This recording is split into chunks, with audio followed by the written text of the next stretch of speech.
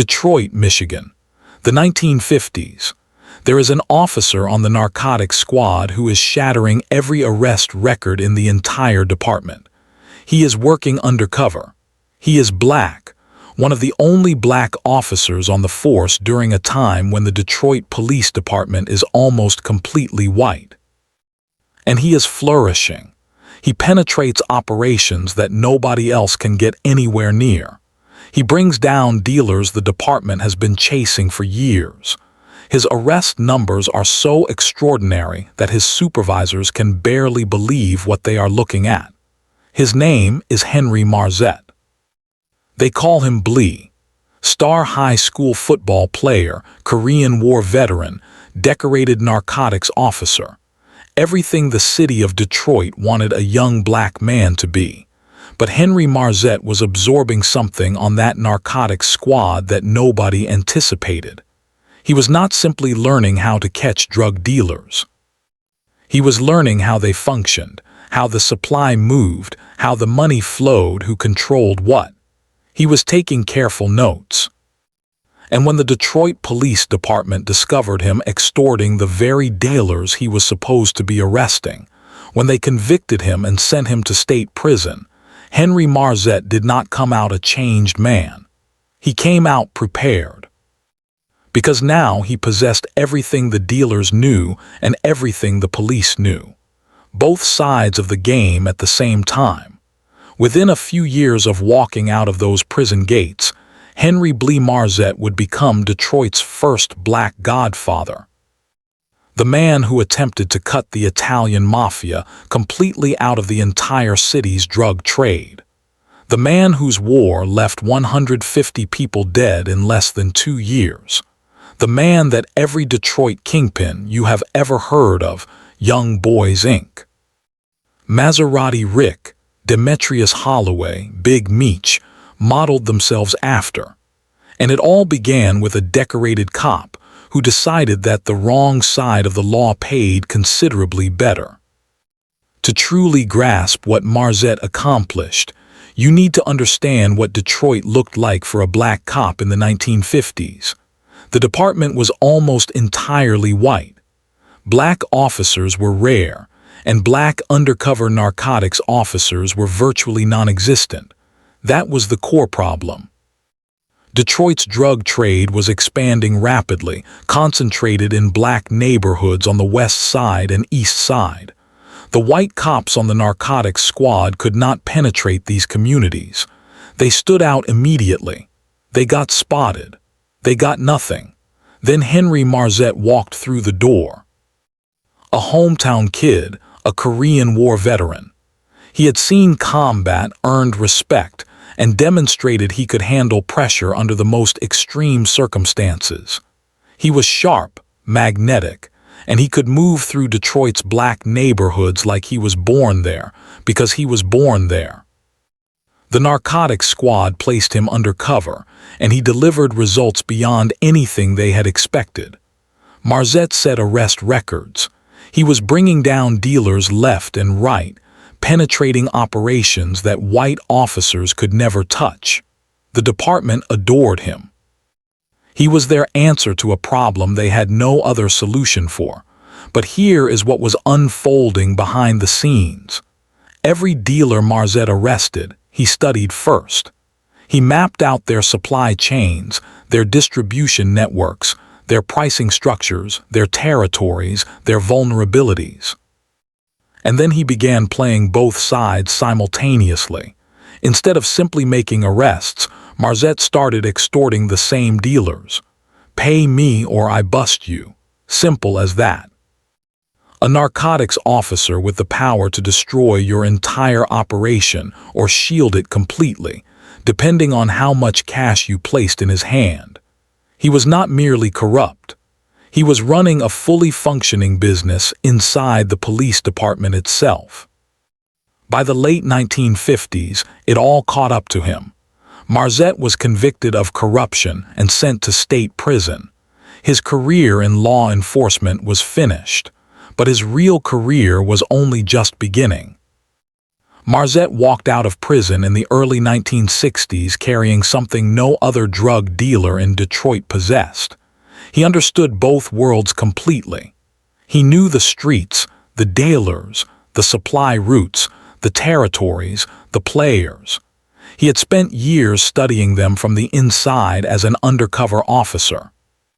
He also knew the police, their methods, their informants, their blind spots, their weaknesses. He had been one of them. No other criminal in Detroit had that combination of knowledge, and Marzette used it to rise faster than anyone the city had ever witnessed. Within a few years, he had constructed drug, gambling, and extortion operations stretching across the entire city. He based everything out of the Safari Room lounge on Livernois on Detroit's near west side. The Safari Room was his throne room. Musicians, actors, and celebrities passed through its doors regularly. Motown was exploding in the 1960s. Detroit was the music capital of America, and Marzette made certain he was woven into all of it. He sat in VIP booths while the Temptations and the Supremes performed across town. He hosted parties that blended entertainers with enforcers. Deals were struck. Disputes were settled. Orders were delivered. If you wanted to conduct business in Detroit's underworld, you came to the Safari Room and you spoke with Blae. Nobody declined an invitation to the Safari Room because everyone understood what happened to people who disrespected Henry Marzette. He did not raise his voice. He did not issue threats. He simply made things happen. And the things that happened to his enemies were the kind of things people whispered about but never dared say out loud. And Marzette looked every bit the part. He was consumed by mink coats. He wore them everywhere, a trend he single-handedly started that every Detroit drug dealer would imitate for the next 3 decades. When Maserati Rick wore fur in the 1980s, when Demetrius Holloway wore $15,000 Italian suits, they were following a style that Henry Marzette had invented. But the mink coats were merely the surface. Marzette acquired real estate across the country and across the world. He owned vacation properties in Jamaica, the Bahamas, and the south of France. A former cop from Detroit's narcotics squad was now a jet-setting millionaire with holdings on 3 continents. He earned millions. He mingled with celebrities. He lived a life that most people in Detroit, a city being hollowed out by white flight and the collapse of the auto industry, could not even begin to imagine. And he was only just getting started. Because Henry Marzette did not simply want to be the most powerful black drug lord in Detroit. He wanted to cut the Italian mafia out of the game entirely. June 1970. The 20 Grand Motel on 14th Street, Detroit's west side. The 20 Grand was not just a motel. It had a dinner club and a performance venue attached to it, owned by numbers lottery mogul Edward Fast Eddie Wingate, a longtime associate of Detroit's Italian Taco Zerilli crime family. And on this particular day, inside one of the conference rooms, Henry Marzette had gathered every major black dealer in Detroit for a meeting, all of them in one room. Marzette stood up and delivered his pitch. The Italians had controlled Detroit's drug supply for decades. Every black dealer in the city was purchasing from Italian sources, either directly or through middlemen connected to the Taco Zerilli family. The Italians set the prices. The Italians took the largest cut. The Italians held all the power. And what did the black dealers receive in return? The risk. The prison sentences. The violence. The dead bodies piling up in their own neighborhoods. The Italians sat comfortably in their suburbs counting their money while black men killed each other over territory that the Italians ultimately controlled. Marzette's proposal was straightforward: cut them out completely. Every black dealer in the room would pool their resources. locate their own supply sources overseas, and construct a distribution network that required no involvement from the mafia whatsoever. A black-controlled drug trade in one of America's largest cities, operated by black men, generating black profit. It was the most ambitious and most dangerous idea anyone in Detroit's underworld had ever entertained. Because the Italian mafia did not surrender territory peacefully, and every single person in that room understood exactly what the Taco Zerilli family was capable of. They called it Little Appalachian, named after the famous 1957 gathering of Italian mafia bosses in Appalachian, New York, that had exposed the existence of organized crime to the entire nation. But Little Appalachian did not unfold the way Marzette had planned. Newell Steele, known as the Rusty Nail, a West Side rival backed by the Italians, got into a heated confrontation with Marzette at the summit. Steele would not yield. He refused to join the coalition and made it abundantly clear he would fight anyone who attempted to cut his Italian backers out of the game. The meeting collapsed, and the shooting began. What followed the 20 Grand Summit was the deadliest drug war in Detroit's entire history. Marzette's West Side organization went to war against the East Side 12, a group of mostly white high-level dealers backed by the Italian mob and aligned with New Steel, known as the Rusty Nail. For nearly 2 years, Detroit transformed into a war zone. New Steel, the Rusty Nail, was among the first to fall, murdered. The primary suspect was Marzette's chief enforcer, James Moody, known as Jimmy the Killer. Jimmy the Killer had earned that name honestly. Authorities suspected he was personally responsible for at least 15 of the deaths during the war. 15, one man. But the violence swallowed everyone. Marzette's lieutenants were being eliminated. The East Side 12's people were being eliminated. Bodies were turning up all across Detroit, in alleyways, in parking lots, and in the trunks of cars abandoned at Metro Detroit Airport. Bobby Martin, known as the Big Bopper, one of Marzette's top enforcers alongside Jimmy the Killer, fell victim to the same bloodshed. Witnesses vanished. Informants went silent. Nobody wanted to testify about anything because the people you testified against had a habit of finding out. And the people they dispatched to deal with it had a habit of leaving no survivors.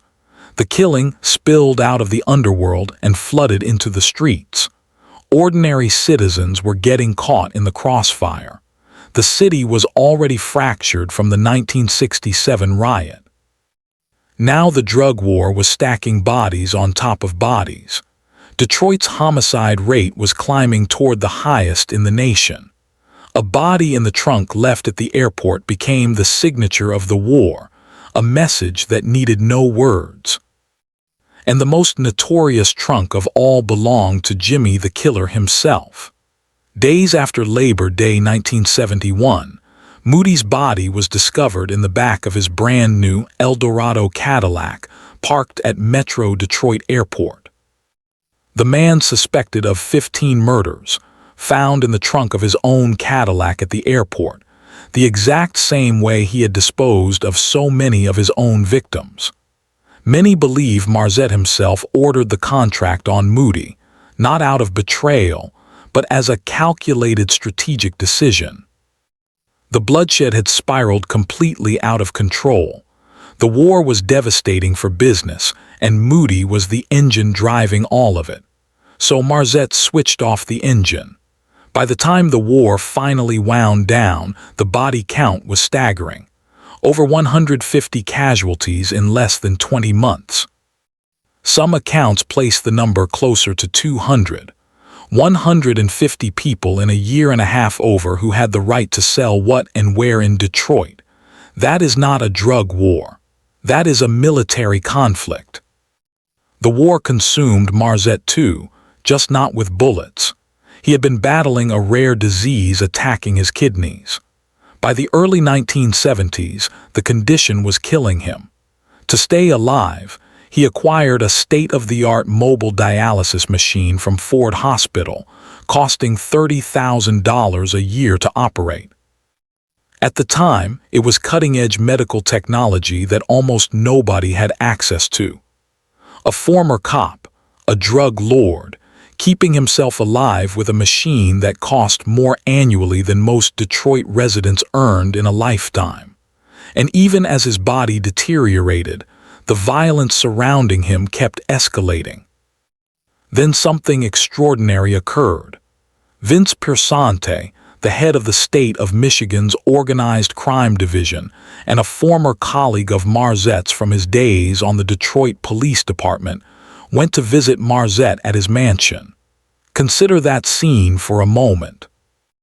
A senior law enforcement official visiting the most powerful drug lord in Detroit at his private residence. Not to arrest him, not to interrogate him. He went to ask him to end the war.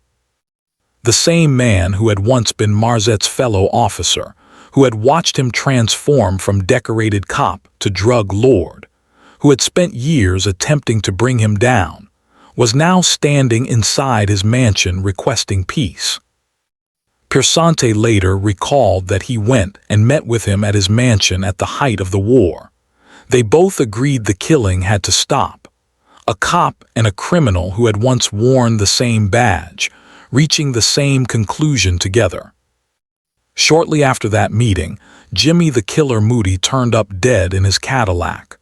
The war's engine went silent.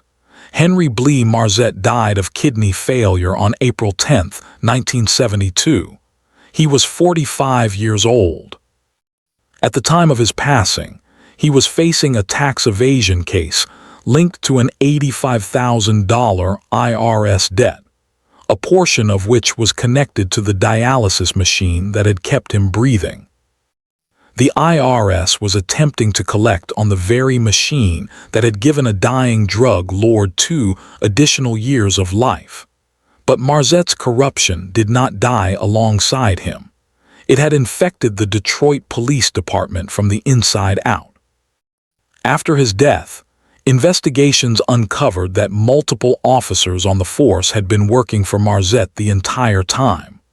Former colleagues from his narcotics days, men who still carried the badge, had been accepting payments, leaking intelligence about upcoming raids, and shielding his operations from any meaningful investigation. The Pingree Street Conspiracy, a sprawling corruption probe centered on Detroit's 10th Precinct, eventually indicted 10 police officers for crimes that included supplying dealers with product, robbing and extorting other dealers, and leaking information about planned police raids. Several of the black officers swept up in the investigation had been recruited personally by Marzette during his tenure on the force. Investigators estimated that at least 200 members of the Detroit Police Department were actively involved in facilitating the drug trade. 200 cops in a single city. Marzette had not simply constructed a drug empire. He had engineered a corruption network embedded inside the police department itself, one that outlived him by years. The system he created, cops protecting dealers, dealers paying cops, became the established template for Detroit's police corruption for the following 2 decades. Henry Marzette died in 1972, but he never truly left Detroit. Every major drug lord who emerged after him followed his blueprint precisely. Young Boys Incorporated, the organization that would dominate Detroit's drug trade through the late 1970s and early 1980s, was founded by men who idolized Marzette. Their leader, Milton "Butch" Jones, openly fashioned himself after Blae. He even secured Marzette's former lieutenant as his first major supplier. Maserati Rick and Demetrius Holloway, the men who ruled Detroit's East Side through the 1980s, built their operations on Marzette's foundation. The fur coats, the celebrity connections, the real estate investments, the enforcement arm. The Best Friends Gang, the Chambers brothers, Johnny Curry, Big Meech, and BMF. Every single one of them was walking a path that Henry Marzette had cut through the wilderness before them. A retired DEA bureau chief who worked Detroit throughout the 1980s stated it plainly. Young Boys Incorporated, Demetrius Holloway, Johnny Curry, they all wanted to become their own versions of Henry Marzette, and they all achieved that to some degree. Marzette was the template, the original. The man who proved that a black criminal organization could operate completely independently of the Italian mafia in a major American city. He has been described as arguably the first black drug kingpin in the entire United States, not just Detroit, the whole country, and he started as a cop. That is the part that should stay with you. A decorated police officer, a man who shattered arrest records on the narcotics squad, a man the department trusted with its most sensitive and classified operations. He took everything they taught him.